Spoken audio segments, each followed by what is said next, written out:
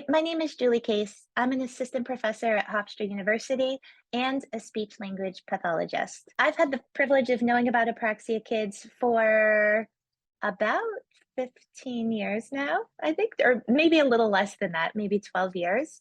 I first came to learn about Apraxia kids as a doctoral student performing research and looking for support for my early research. And then just looking for an organization where I can learn more about apraxia and the different clinical resources and research that's out there in the field. I've had the privilege of being involved with Apraxia Kids initially as a researcher, ultimately as one of the boot camp instructors, the virtual boot camp series that we did. And then now just continuing, I've recently joined as one of the professional advisory committee members, which is such an honor to be involved in this level. At this point, I would say when I think about the impact that Apraxia Kids has had in my life, I've been so privileged to have these different experiences.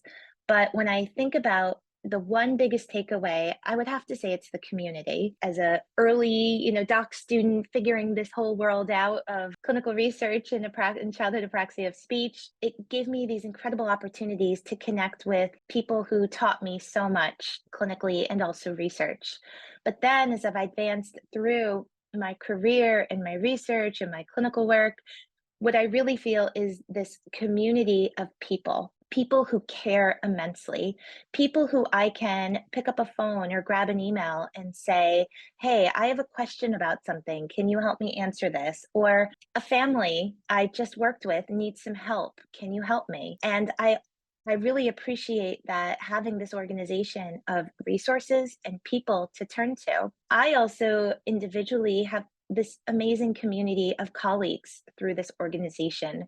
The people I have met are people who I respect immensely and continuously learn from through all of the different interactions, whether it's a quick conversation in a hotel lobby, an email exchange, a collaboration on talks or papers, or attending conference presentations by some of the many people involved in our community. My biggest piece of advice for the apraxia community, let's say you're an SLP who's just starting your career. My biggest piece of advice is have your mind wide open. You probably learned some, maybe you didn't, more or less, we're not sure about childhood apraxia of speech in your studies so far.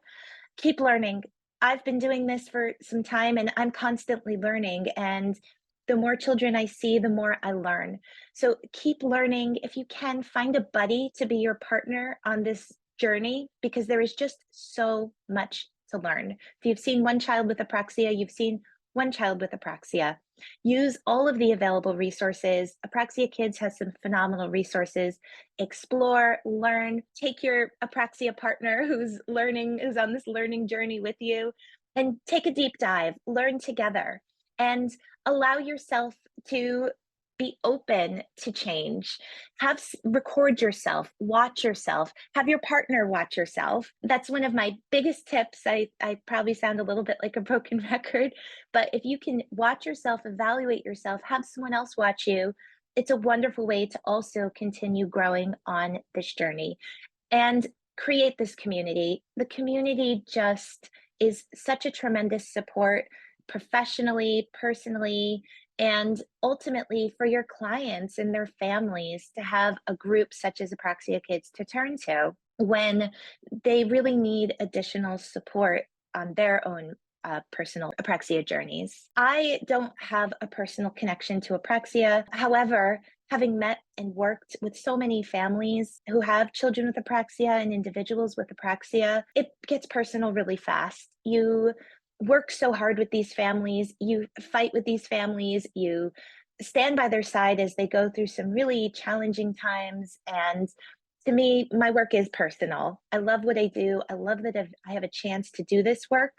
And to me, even though I myself or don't have children or family members with childhood apraxia of speech, I do feel that the work that I do is personal because I want to help these children, these families get the best available services for their children, and the best available access to communication as well. My contribution in terms of the impact on the apraxia community, I have the privilege of doing clinical apraxia research with an amazing, incredible, talented teams of clinical researchers and clinicians.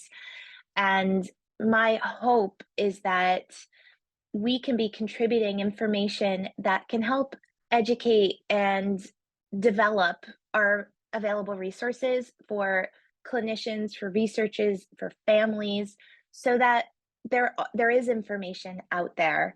And to me, I'm not sure necessarily if that's happening, but I hope that with the work we're doing, that clinicians feel and families feel that they're getting a little bit more support while they're on this journey. Thanks so much. Happy Apraxia Awareness Month.